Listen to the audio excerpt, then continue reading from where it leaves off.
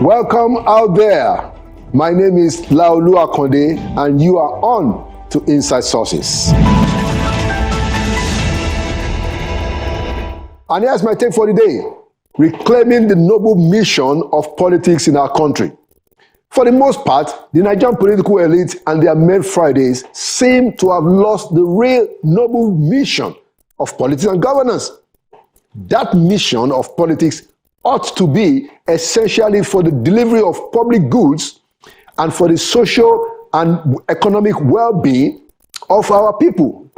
But these days in Nigeria, politics has become an avenue for personal aggrandizement and chicanery. That is why we have tons and tons of stories of godfathers and godsons gone weary. That is why we have senators who didn't participate in the primaries, but they are today sitting in the parliament. That is why we have direct party primaries where votes are simply allocated by party apparatus with no voting in sight. That is why we have indirect primaries where votes are cast by people who are imported to the venues, and no one knows who the delegates are except those who have set to pervert the system. That is why we have incumbent governors shielding their predecessors from arrest. That is why politicians are packing the electoral commissions with their well-known cronies, and political appointments are on sale as if it is a share on the stock exchange. That is why we have the presidency cabals personalizing political power and sometimes holding their principals in a cage. That is why we have presidential candidates who don't honor simple north-south zoning arrangement. We often hear of money misroad, but guess what? There's also power misroad. The very latest of this political power misroad phenomenon is what is going on in Rivers State, where a former governor does not understand that once a godson, his godson, takes the oath of office, the godson has to assert himself, because after all, he is the one to be held responsible. Oh, don't worry that the godson himself is treading on dangerous territories, seeking to probe a past in which he himself was a suspect. Many former governors, especially the most recent one in Rivers State, wants to do the Lagos formula, where the man who is today the incumbent president continues to maintain influence even after he left office in 2007. But do they notice any such hoopla or public outburst, such as we now have in Rivers? Did you ever hear that in Lagos? If Mr. Wike wants to be the next Tinubu in Nigeria's politics, shouldn't he be more circumspect? Be that as it may, the people of Nigeria must begin to activate the office of the citizens. What can they do? They must act, because if they don't, all of these shenanigans and the socio-economic emasculation of the Nigerian people will not stop. The question is, what can the citizens do? Let's see a set of options. Citizens must organize to recapture the political essence of this country and recapture the soul of this country. First, citizens need to stop mounting pressures in silos. The people who see the need to end the rot in our system must find some level of convergence. It has happened before in this country. Fighting all alone in silos will not pack the required legitimate impetus to bring change. People should reject all ill-advised plans and policies that are being implemented. That's another thing they can do. They should also be involved in the ongoing constitutional amendment process. They should engage in lawful but effective public marches to express themselves. They should register to vote. They could join political parties as members right from their wards, or join some non-partisan pressure groups such as NGOs and civil societies to fight for a cause. They could also use their professional and business platforms to engage in sincere public interest issues. And then citizens should support press freedom. Finally, relying alone on the current beneficiaries of the systemic rot in the land to fix the country is becoming more and more a hopeless exercise. So we can't leave politics to politicians alone. All of us, the critical mass of Nigerians, we must get involved in some form of activism. For instance, I have chosen to support the move in the House of Representatives to change the system of government from presidential to homegrown parliamentary system. It is important that you too find a worthy cause to lend your support to. This is one way we can reclaim the noble mission of politics in our country. We cannot do it by just sitting down and watching. We have roles to play. And there you have my take for the day. Inside Sources will be right back. Today we are starting a set of panel discussions on the state of the nation in the last 1 year. Welcome back. We are starting today a series of panel discussions on the state of the nation in the last 1 year, knowing full well that by the end of this month, the administration will be marking 1 year in office. To open the discussion today, we are looking at the issue of welfare, poverty, social investment program, and the fight against corruption. To discuss these issues today with me in the studio, I have two important personalities who understand the issues and who themselves have significant experience in government.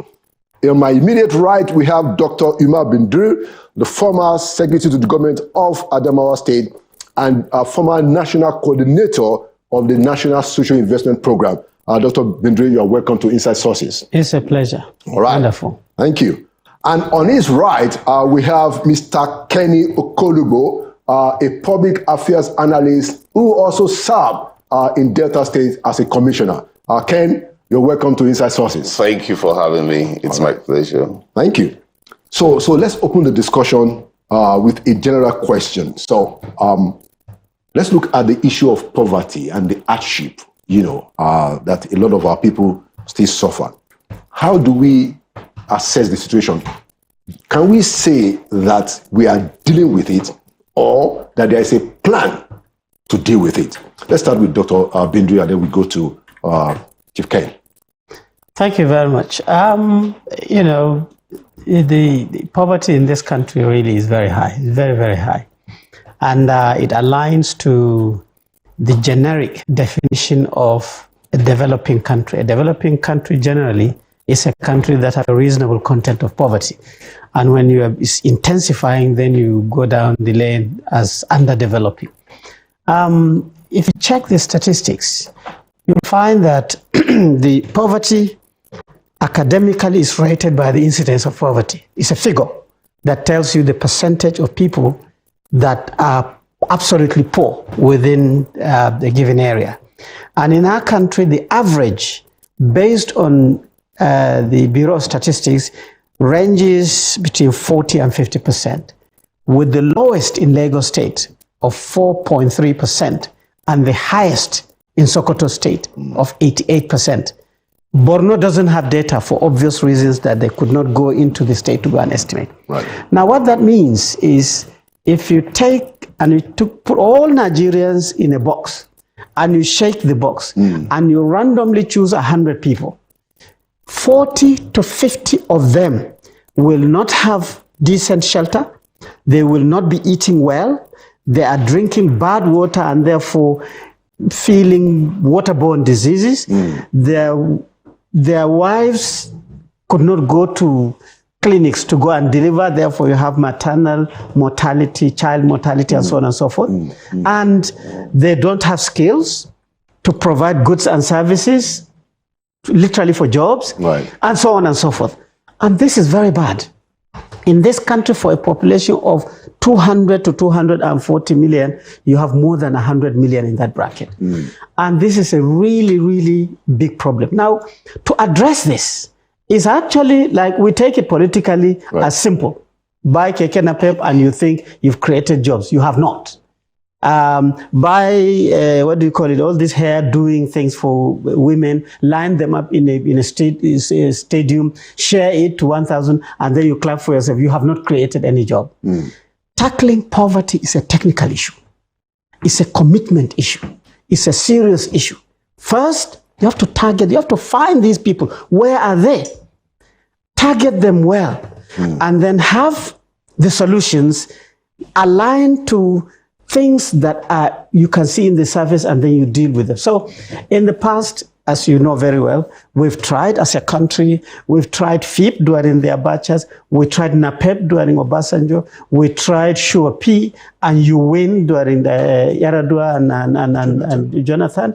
Then we tried the social investment program right through from Buhari up till now. So, and actually, if you are to do an impact assessment of all these programs, you'll find that still the average poverty levels is very high in this country, meaning there is something that we're not doing properly, and there's something that we're not doing right. Excellent opening remarks. Let's hear from Chief Ken. What was your initial take? Yeah, if you look at it, it's for a population of over 200 million, and you have about over 100 now, because they said less than 100 before now are living below poverty level. It tells you the very, big hurdle we have to cross in tackling poverty. I like the fact that he talked of Keke Napep. Yes, these are temporal measures. I remember as a commissioner, I probably gave out about 600 on behalf of the commission. And I noticed that after a while, just a few of them were able to use the funds gotten from this Keke that we gave in investments. Most of them sold it. Most of them used it, for other purposes. And you now tend to understand that even when you give these free packages because you want people to use it as a way of empowering themselves, they see it as an entitlement, and some just use it frivolously, and you can actually see what impact it has made on their lives. Do you understand? The percentage of those that it can make an impact on their lives is quite few. But you also agree with me that some of those palliatives, like this conditional money transfer of 25,000, which the present president said we're going to give for 6 months to 15 million people, it helps to reflate the economy. But for how long is the economy going to be reflated when you give such amounts of money to these individuals? Yes, it cushions the effect, and I support it, because with what we are going through right now with fuel, if you notice, even in Abuja now, you see some of those young boys always holding that jerry can. Yeah. They don't even hound them anymore because they're making 2,000 naira per jerry can.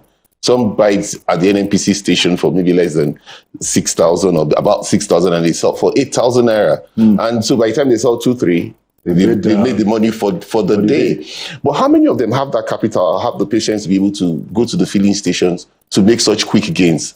You understand where I'm coming from? So if you look at it holistically, the government has to fashion out a program beyond just giving out those palliatives.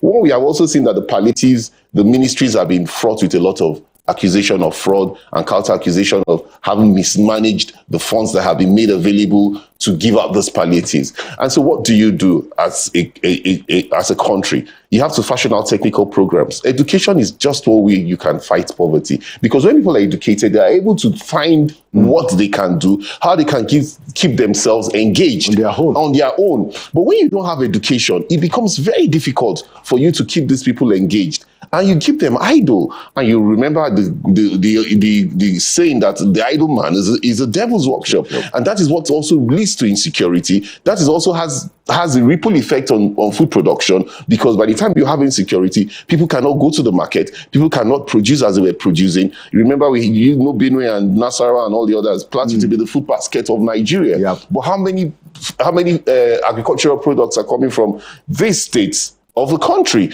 Agriculture can be the mainstay of Nigeria if we didn't have oil. Most people don't seem to understand that. I like the fact that I heard the Minister of Marine Technology saying that fishing can even be more lucrative than even the crude oil that has been the mono product that we have depended on an economy. So the government must have to diversify in true sense and not paying lip service to it, so that this diversification will create the enabling environment that will give enough funds that will have a triple effect on those who are living below poverty level, beyond just palliatives, as he has just traced from Keke Napep up to Shopee, now to the structural investment program that that there is a law right now because of the probe and the suspension of the minister. Yeah, and that's that's the next way to look at it, because even though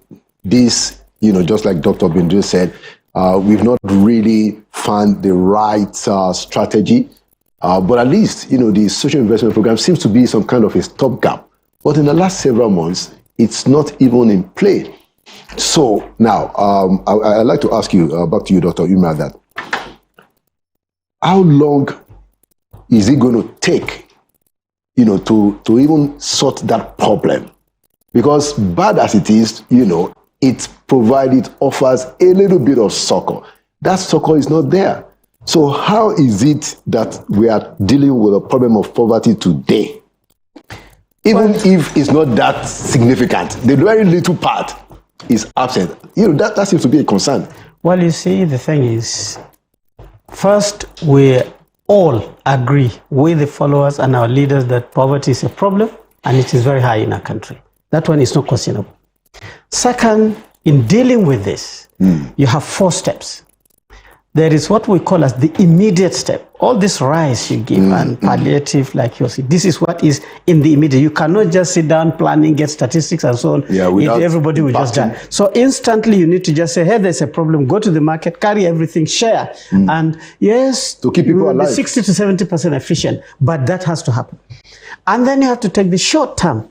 In Nigeria, with the way we play our politics and the way we do things, short-term strategies are 1-year strategies. That is, by 1 year, by this end of the year, you will start seeing some young people have been trained in how to plant maize, how to clean their tomato to sell, how to extract oil out of palm or granite or whatever. So you have what we call as unit operation trainings. In 3 months, you've trained them. You've given them starter kits. You follow them with literally like extension work. And by the end of the year, you should be able to see, like he said, carrying gallons of petrol. This time should be carrying your beans, carrying your tomato, carrying your snail, carrying your whatever. And then you have the medium term is 4 years. This is a life of an administration.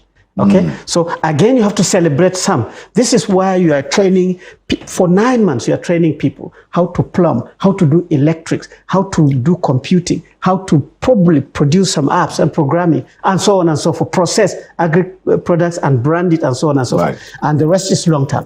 So, in our country, now, to do all these things, you need, number 1, people who are committed, well-trained, who are very, very patriotic, and who are not big-headed to start thinking this one is dirty, this one is smelly, this one is bad. People who are prepared to get it and going, Oh, you're talking about the people the themselves. implementers, yes. Or the implementers. This is very, very difficult to get. A lot of guys who are involved in the politics, who emerge as the employees and so on and so forth, are actually town boys. They're Kano boys, they're Abuja boys, they're Lagos boys, they're Port Harcourt boys. And these ones can only sit with their telephone and say, what is happening in Gurore? Is there anything? I beg. If there's no hotel there, they will not go. If they have to go to a place where there's a hotel, they go and walk and then come back. But poverty work needs people who will carry their rucksack on their back, right? And their air bed. They can sleep under a tree. If it is raining, they can curve like this under a tree and get on with it without complaining. And they never say, oh, look at what I'm doing. No one is paying me anything, because you're committed. So now, you mean people that are passionate. Yes. Now, when you create a gap on any of these phases, the things can only snowball. If you stop doing the immediate palliative, giving a bag of rice, people will complain. How long can a bag of rice take? But it cushions. You remember after COVID, we did what is called as the rapid response. Now, rapid response, only 3 months. But when COVID hit, the Keke Napep guy could not Keke Napep again. His Keke is packed and he's sitting waiting for lockdown to open. That guy is not at the bottom of the pyramid like based on our definition. But the lockdown has dropped him into the bag. He has no employment. Now, when you shock treat him into 3 months or 6 months of support, he will now start riding his bike. His fuel is subsidized. He can buy things to eat. And in 6 months, he's back again, So when you stop that, you will have problems. Similarly, when you don't start mapping and collecting these people and training them short term, you will also have. But the biggest challenge is, it's not just the responsibility of federal government. Federal government must have a strategy of breaking the barrier, of clearly and transparently partnering with the state governments And you recall the challenge of the National Social Register. Yes. Because some governors either were not briefed by their commissioners. The social register is actually from the state. Yeah. But yet some governors came and said they never knew anything about it. So that tells you that the partnership is not as solid. So when you put all these together, you'll find that poverty alleviation activities is a continuous thing. And it is very expensive. And it requires very seriously well-trained people. It is not cheap like poverty. It is actually an issue that requires the very best you have to actually kick it. So when you stop, you will have much. So this gap that is stopping, I think by the time we have the assessment of the gap, you will be shocked what it has created. It clearly wasn't the problem. Yeah. Thank you, Doctor. Let's move on, and I'll take it to Ken now. So we know there's a nexus between poverty and corruption. Yes. But I want to ask you specifically that. So if you look at the last 1 year, would you say that there's a new vigor to fight corruption? How do you assess what has happened in terms of the anti-corruption drive in the last 1 year? Okay. You know what? I'll be one person that used to critique a lot of the fact that before now, corruption has been one that has not been fought headlong, especially with the last administration. I had my misgivings, and you see some of the charges that came, like the Adoke charge that came before now. The Oronsai charges, at the end of the day, those cases were not won. And people have said, look, we need to do thorough investigation before we charge these cases to court. But without mincing words, I will tell you that in the last, I won't say 1 year per se, okay, let's say 1 year, the time of Olaolu Koyode has been quite different. And why do I say this? They said a festival that it's going to be successful, like people say, starts from the breaking of firewood. The parameters he has set for himself and the modalities he has put in place clearly shows he's not going to be business as usual. If you notice, for example, I will tell you that the CBN governor printed 684 million naira with 18 billion. That was not leaked to the press. It was until he was taken before the court. So the charges now became open, that the press quickly grabbed it. The press would always like the headlines because that is what sells them. And if you also notice the fact that Abdul Kadir Ahmed, the former governor of Kwara State, was charged in Kwara. That is what we have been saying. Domicile the charges for where people have committed the offense. He was charged under Justice Anyadike for 10 billion naira, which he did not just commit last year. Or allegedly commit the offense he committed last year. It was while he was governor of Kwara State. And there has been a lull up until Olaolu Koyode brought up the case, and he's been charged to court. And his charges were quite specific. A 1.6 billion used for chartering planes. Remember that our dollar then was like 165 naira. So when you hear 1.6 billion, you can imagine what it was in terms of dollar and what the value is now. And over 411 million naira of security funds having been allegedly, diverted to other purposes. Then you also look at Obiano's case, which there was a lull until he took it up. And now, not only is he being prosecuted, he's been able to be granted medical leave with the confidence that he will come back to continue his charges. Right. Then you look at one like Hadi Sirika. I wouldn't have thought that Hadi Sirika would have been taught, because you served in that government. I probably, how close he is to Buhari. Yes. But he's been charged. And you notice the way the charges are being done. The charges are being done in phases, not being locked together, which is what people have always criticized. If you want to win a case, don't lump the charges together. Let us have the specific charges. Let us see the specific facts that support these charges. Then you also look at the issue of Bello. Bello was the director of youth for the campaign of Bola Ahmed Tinubu. One would have expected that Bello would have been shielded. But he did not shield Bello. And the fact that they have, I'm just looking at the facts that I have used to say, I can boldly say that I think the anti-corruption war has taken a new phase. You look at the fact that Bello accused the former head of the commission of having filed charges even before that predated his becoming a governor. And the fact that the charges now before Justice Wite, Bello's lawyers have not said that those charges predates when he became a governor. So that means whatever lacuna that was there has been corrected. But you see, the anti-corruption war has to go beyond just looking for victims. There should also be a drive to elaborate educate people on the dangers of carrying out these vices, advance fee fraud, fraud in the civil service. Let there not be just the focus on the high-profile cases, because it looks like we were more excited on the high-profile cases. Everybody wants to see the former governor who has been put in handcuff, who is now in prison. Yes, we want the high-profile cases, but people should also concentrate on the fact that they are going beyond that. And again, the drive to keep our currency. There has never been anything like this. The fact that they wrote to the Ministry of Foreign Affairs is novel. Right. And the Ministry of Foreign Affairs has been able to tell the embassies not to give us their own exchange rates. We're a sovereign country. While we understand that the embassies are sovereign, but you cannot determine our rates for us. We should determine our rates, and it's enshrined in our constitution. You can determine our rates. While you have your right to take your dollar out, whatever you can take. Give us a naira rate. That's exactly what I understand from that letter that they wrote to the Ministry of Foreign Affairs. Yes. And the fact that they're also raiding those who have been shortchanging us, those bureau de changes, all those who have been doing sharp practices, and those who have been round tripping. This is what has kept our dollar to quite a minimal level. But with all they are doing, you can see that the naira is still going up.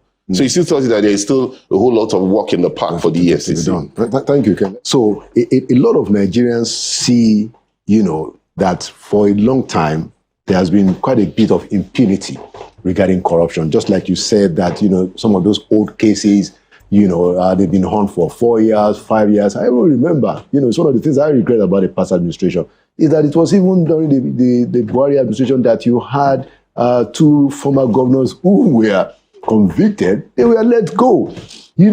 What signal? Jolinyame and Joshua Dari. Exactly. Yes. Thank you. The former governors. Is it not because they see a lot of impunity at the top? And how can we, as a people, as a society, how can we solve this problem? I think that was one of the very lows of the Buhari's government, because they should have allowed Jolinyame and Joshua Dari to serve out their term. In my state, for example, Ibori served out his tenure in the UK. He was not pardoned. His wife, his sister, his lawyer. He wasn't tried here. They were all made to go through jail time. Jail time. And I don't think it's fair on Ibori what is happening to his colleagues. Most of them that also had the same corruption cases. Pa Clark said it recently in an interview that he didn't also think it was fair on Ibori. Why do I say this? Those cases, a lot of them were swept under the carpet. And I think the new chairman would, just like he has done with Kwara, would, I'm not saying he's not all governors that are corrupt, but those ones that have facts and cases to answer, that nothing was done about them. People look at it and they get emboldened. You must look at those cases fair and square. For example, I said in the commission that trillions of naira were said to have come in, over 1,077 billion. An old man like Pa Clark was the one that was able to find out that these funds were paid. You can imagine a 97-year-old man who's going to be 97 this month. He's not the one fighting our battles for the youth. He was able to go to the accountant general and he was able to find out that 1,077 billion was paid. And these are facts. And the former governor, Okowa, he has written a petition against him and has said, these funds have to be accounted for. These are facts that I have gotten. I can tell you for free that these funds did not go to the commission or did not go to the areas where they are supposed to go to. I'm just using that as a case study because of who the person of Pa Clark is. And you find the commission for 1 year, or since June last year, they haven't been able to give us an update. There was also allegations against Autumn. Are you understanding? There's been allegations against Ikpeazu, especially even from the sitting governor who said that 10 billion was designated for an airport. And that 10 billion, as we speak, funds have been transferred into 32 accounts. And there is no airport. And there is no airport. They've been looking for the airport. They can't find the airport. And he made that statement outside the country. So these are key facts that I think the EFCC should look at properly. And if they look at these cases properly, and these governors realize that we cannot go, because like the EFCC chairman said, we also have bad eggs in the EFCC. We can't continue to suppress these cases through those bad eggs. He has done a good thing, which I also commend him for. He has appointed 14 new directors for each of the EFCC zones. And he has changed a lot of you know, and brought in you know what that means. Chief of staff, and brought the new chief of staff. So that clearly shows that he understands the system. Maybe because he was secretary to the commission and was also chief of staff. That's one thing I also give President Tinubu for. You know, Tinubu has been one that has been allegedly, supposedly, to be the corrupt one. The Mr. Zah, I'm not indicting Buhari here, the Mr. Anti-Corruption Zah. You see that Tinubu seems to be the one fighting corruption. I'm sure you know where I'm coming from. More than, so far in the last 1 year, more than the 8 years of the administration of Buhari. Actually, my view. And that's the absolute truth, because I was one person that brought out most of these things when Buhari was in government, but then they thought then I was in the PDP. They thought we were playing politics with it. But I'm happy to see now that the Tinubu that is supposed to be the corrupt one, and the Buhari that is the Tinubu has shown that he's the one now fighting corruption a whole lot more than the Zah that was. I'm sure Buhari will feel very bad, especially when he sees a lot of Emefiele, Hadi Sirika, so many more coming. This way he's confident being charged to court. It doesn't tell well of Buhari, and especially the mantra Nigerians had, Thank you. with his government. So what do you think the president needs to do regarding social investment or the issue of poverty? Just one thing, from both of you. Gleaning from the experiences of the past, but there must be very clear targeting. There must be very clear measurement, and because the investment will be very heavy, so that he can be able to know whether he's moving forward or he's stagnant or he's moving backwards. Thank you. I think the reports of the investigation should be made public. That's very important, so that we can know exactly who did what and who did not do what, so that the general public can see that those funds that were meant to actually alleviate the poverty of the masses are actually recovered, and there will be a new reorientation and rehabilitation and reorganization of the Ministry of Poverty Alleviation. Thank you so much, Dr. Binda and Chief Okolobo. Thank you for your time on Inside Sources. And Inside Sources will be right back with yet another panel where we're going to be looking at the economic management and also issues of security. We'll be right back. Thank you. Okay, welcome back. We are, like we said, discussing the state of the nation in the last 1 year. And this second panel for today, we are looking at the issue of the economy and security. Joining us is a team of people who have done it before and people who have sufficient information and public spirit. I'd like to welcome first and foremost Professor Sylvester Monye. Professor Monye was among his several roles in the public, was the CEO of the National Planning Commission, former CEO. Professor Monye, you are welcome to Inside Sources. Thank you very much. All right. And welcoming back General Tony Atolabi to Inside Sources. He was formerly UN Sector Commander and also was the commander of the Operation Safe Haven. He's now a retired general. General Atolabi, you are welcome back to Inside Sources. Thank you, sir. All right. So we want to see the connection between economy and security, but we're going to start with economy. Professor Moye, and I know that you just wrote 3 series of books, recently. I wanted you to have an assessment. If you look at the last 1 year of this administration, the first 1 year, as a matter of fact, what will you say, what are your opening comments about economic management generally? By the time President Bola Ahmed came in, the country was in a mess, complete shambles. And he introduced what every candidate during the presidential election said they would do. If you look at the manifesto of P2B, Elijah Atiku Abubakar, and any other person included too, what he has done is exactly what everybody said they would do. Exchange rate parity, fight inflation, fuel subsidy removal. Those were things that everybody said they would do. So there was an agreement there. Where people differ slightly is the issue of how you implement it. Now, I personally, from my own background, I would have thought that having declared your intention to do some of these things, you commit them to a medium-term plan. You have a roadmap to say to Nigerians, this is what we are going to do. Over this period. Over this period, this is how we're going to do it. These are the benefits, these are costs, and these are the consequences of our action. So you have a parameter. You subject it to debate. And then at the end of the day, you gain legitimacy in your actions. So it doesn't matter how painful that your action may be, you will discover that people say, well, because you forewarned. We accepted it. We signed up to it. Therefore, we have to buckle up and bear it. But they didn't do that. I have said repeatedly that it is not too late for the government to embrace a plan. They have what I call campaign policy document that they call Renewed Hope Agenda. Renewed Hope Agenda. It's a campaign policy document. But that campaign policy document has not been worked on to give you a medium-term plan. And that should have been the work of the Ministry of National Planning. Now, the way you plan is that you now look at the parameters, you look at the exchange rate projections, you look at the oil price projection, you look at the revenue projection, you look at everything and say, based on what we have, we will grow by 2% annually or 3% annually. So everybody is on board.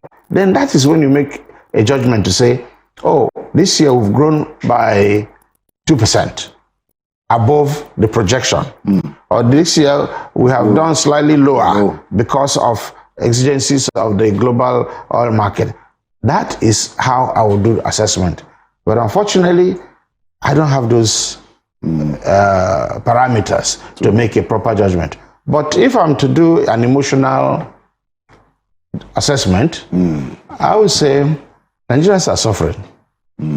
I don't think anybody bargained for the level of hardship that we are going through.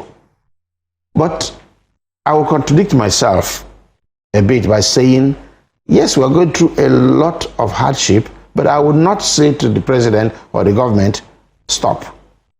I'm not going to say, because they are in the right direction.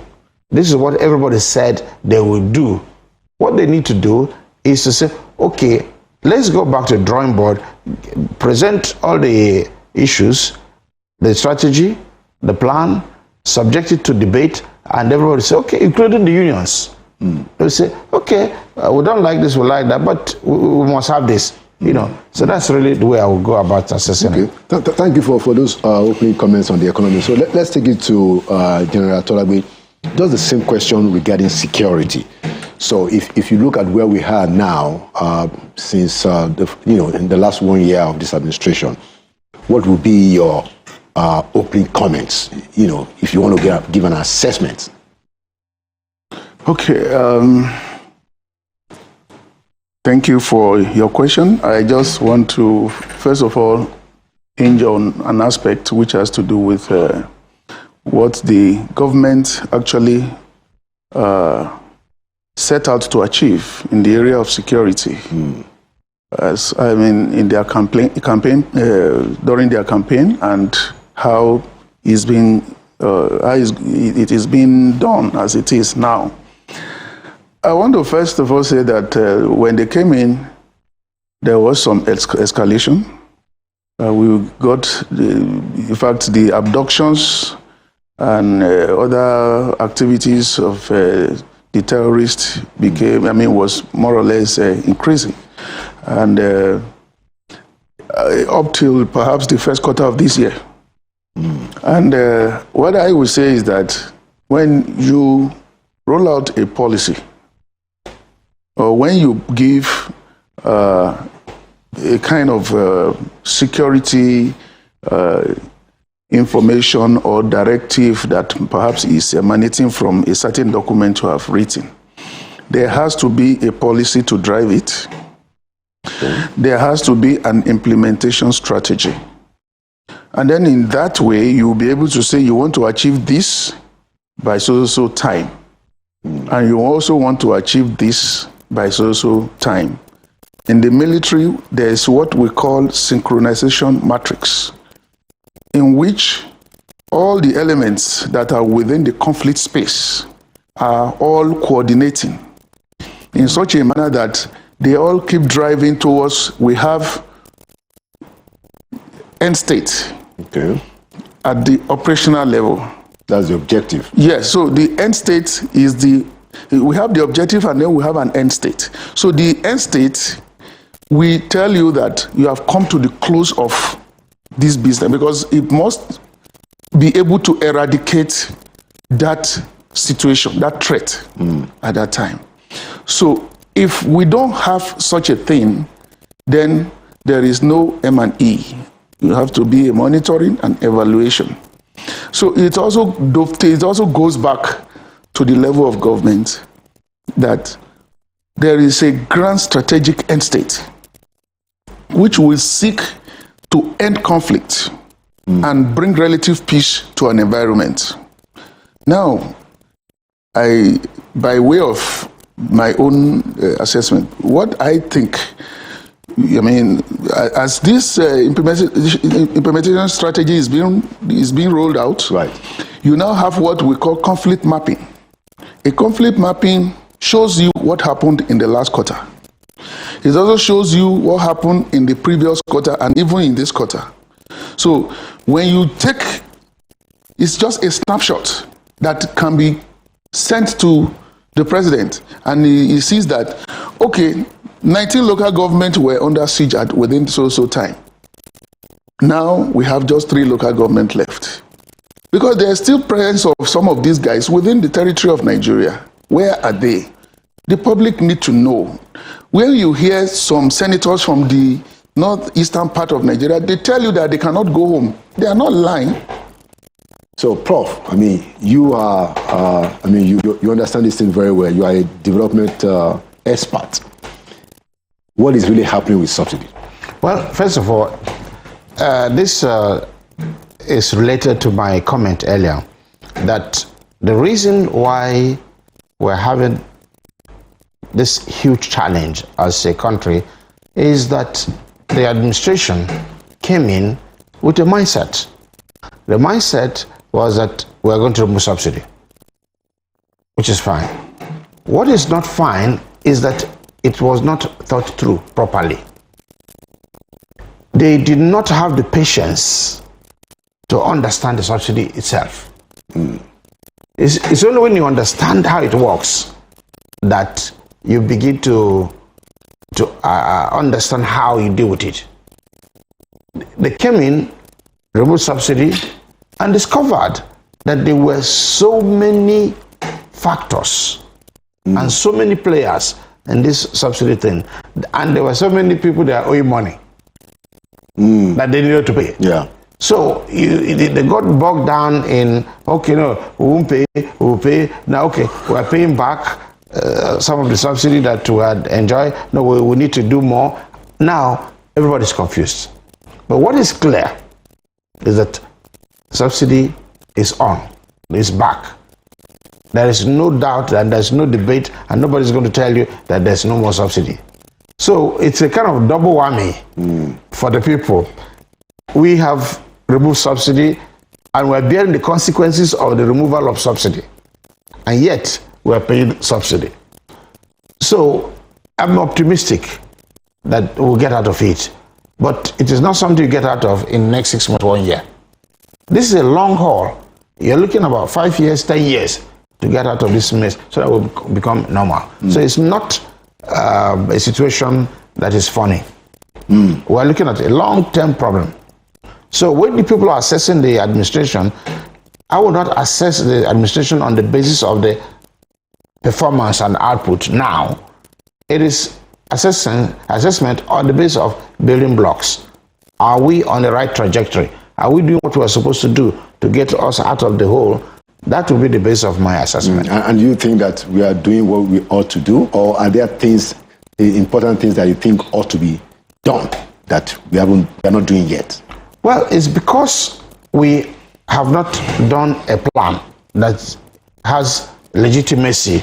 Everybody's talking their own. Let me ask you, as a matter of fact, when you hear minimum wage, the unions are asking for 615,000 as minimum wage. Yeah. Now, for them, not rub Tom, they said. No, for them to negotiate. It's negotiate. Okay. Yeah. If you're asking for 615, you may end up with 100, assuming you are such a hard driver, and the government is, you may end up 100. And the only way we can get out of this problem is when we begin to grow. As a matter of fact, economically speaking, you can't grow a country, you can't move forward unless we grow annually by about 10% for 10 years. That's where you can deal with poverty and unemployment. You have to grow your economy at the rate of 10% annually, consecutively for 10 years before you can get. So for us, we're on the right way, but it's a long haul. Thank you. So let's take it to the general. And general, I wanted to highlight an important observation, that has been on, and it's not just peculiar to this administration, by the way. So when they appoint new service chiefs, what you see over the years, at least in the last 1 decade, if not more, you can correct me as to the timing, is that you have a significant number of generals, shelved out of the system. Now, my question is, at the time when we are facing a recurrent insecurity in the country, isn't there a way that we can use those heavily trained, officers? Because, look, one of the things that we are proud of in this country is that we have well-trained. We spend a lot of resources training the people in the military, in particular, and when you interact with many of these people, you know that they are top-notch. But you have a huge number of them that we are just dumping into retirement. Some of them in their early 50s, some even have 2 or 3 years to go, but they have to go. Isn't there a better way to deal with that kind of situation, especially when Nigeria is going through very serious security problems? General, what's your take on that? Okay. I just want to observe that I'm not sure the same thing is happening now. Maybe it happened in the past. Okay. And I also think that the judgment of those who were there that time we may not necessarily discard their judgment or the advice they had given to the president as at that time.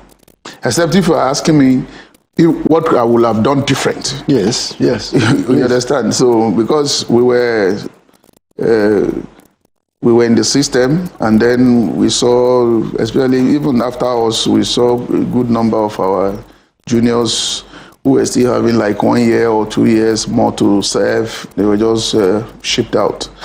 And I just want to refer to a kind of, let me say, there was what we call an harmonized terms and conditions of service.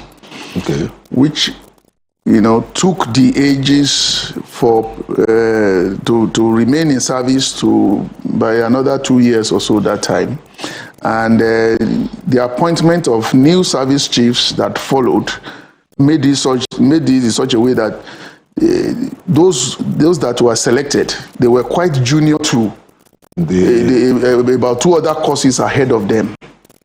So the question now was, how will the senior ones, even though the service chief will be wearing a senior rank, how will they be taking instructions from the person who was appointed? And that was what necessitated the easing out of it was, perhaps I would say it was not, people didn't plan for it, and it was never there. But especially in that number, what I think could have been possible, there are a few things that other countries do.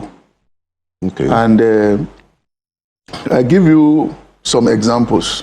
I may not necessarily mention countries, but if you take your phone and you Google, you will see that there are some countries who deploy military officers as ambassadors to other countries.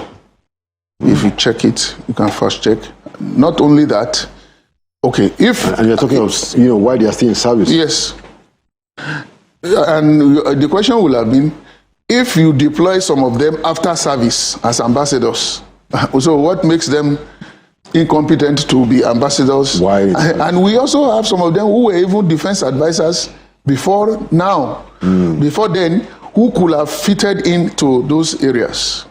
Now, there are other areas of engagement. There are some officers who are they're not just purely military officers, they have some professional competencies. You have surveyors, engineers, medical doctors. Instead of just easing them out, you post some to Ministry of Works, send another one to another place somewhere in the Ministry of Environment, So when you are able to spread them like this, it's just for the period that there will be, some countries are doing it. Professor Omonye, you are a development expert. You are aware of the security problems in the country. In your view, how much of the impact does the security challenge have on the economy? And what would be, how do you think this can be sorted out? Well, from where I stand or where I sit, you cannot separate the economy from security. You can't. There are two elements to it. One is perception. Even when you have foreign investors, they are looking at you as an environment that is not secure. Not secure for the investment, but their physical security. So that was one perception. The second one is real, the actual insecurity in the country. For example, when you have cases of bandits stopping people from going to farm, then you know that farmers can't go to their farms, they can't produce crops, prices go up. It's a chicken and egg situation. Which one do you deal with first? But my answer is that the government needs to pay more attention quickly on the issue of security, because without dealing with the perception of security, you won't even have people engaging in serious and meaningful economic activities. In Abuja here, we used to be a very safe place, but now you are not sure. You hear about one chance issues. At night, I do not stop at traffic lights. I don't know about you. At night. And it's a security imperative. It's a security imperative. Not that you are trying to break the law. No, nothing to do with breaking the law. But I don't know whether you do that. But simply because I know somebody from a sister channel, I think it was AIT, a producer, who was abducted from the traffic light. Because he was stopping because he stopped at the red light. To be a good citizen. So at night, you don't... you sacrifice. So you look left, you look right, and if it's safe, you go on. Yeah, not that you want to break the law. I understand. That's what I said. But it's not safe. Of course, to say no. I have to wait for the red light. So those are some of the challenges. And in a situation where you know how to evade traffic lights and all those, what happens to the foreigner? Final question, General. If you were to have a suggestion to Mr. President on how to step up security based on your own experience and training, what would that be in a summarized form? And then I'll come to you to say the same thing regarding economic management, and then we'll wrap it up quickly. Just 1 minute. Okay, if you check the structure of the armed forces, everything that we are doing is derived from the Constitution. We are the Constitution speaks of good neighborliness, brotherhood, and so on, meaning that we may not likely go to war with our neighbor. So, and when you take that, you dovetail to Nigeria's security strategy. It should also align with the Constitution. When you go down to national defense policy, it will also be drawn from that. So when you now come to equipping the armed forces and providing a doctrine for the armed forces, it doesn't give you a kind of go-ahead that you should go on an aggressive kind of action against an adversary in that manner. It means that perhaps it leaves room for negotiation and so on and so forth. So what I'm trying to say is that there has to be certain reviews along these lines to give some, superior fighting power to the armed forces of Nigeria. And the only way that can happen is when these reviews are done. What it does is that it tells you how to, first of all, it will tell you that the old game of maybe playing the good neighborliness with our contiguous country is no more. You must be ready to go to war. We need to do something that will change the face of Nigeria, and that is to try to gain legitimacy of our plans from one, National Assembly, to say, we have this plan, we want to legislate it into law. It's important that we do it. That's the example of FCT that you mentioned, that I talked about earlier. The second level is the subnational level. You can't do anything at the subnational level and expect to have a successful plan.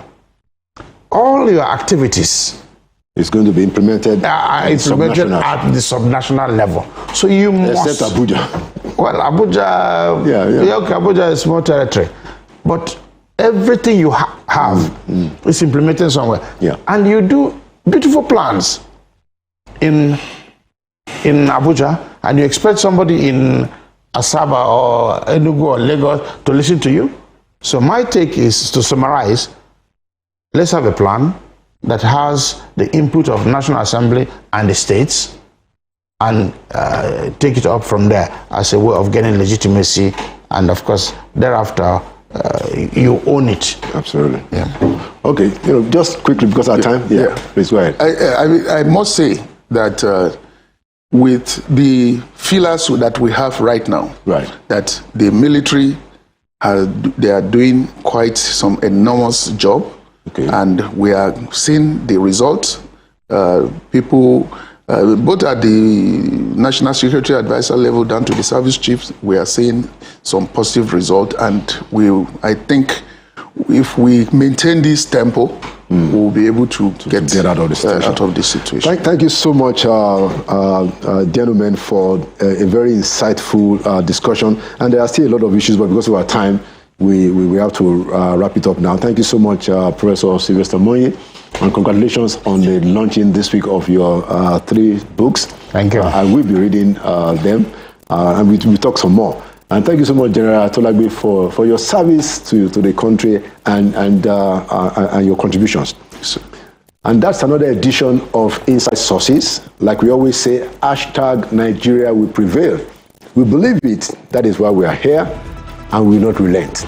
Thank you so much for watching. My name is Laolu Akonde. I'll see you next week.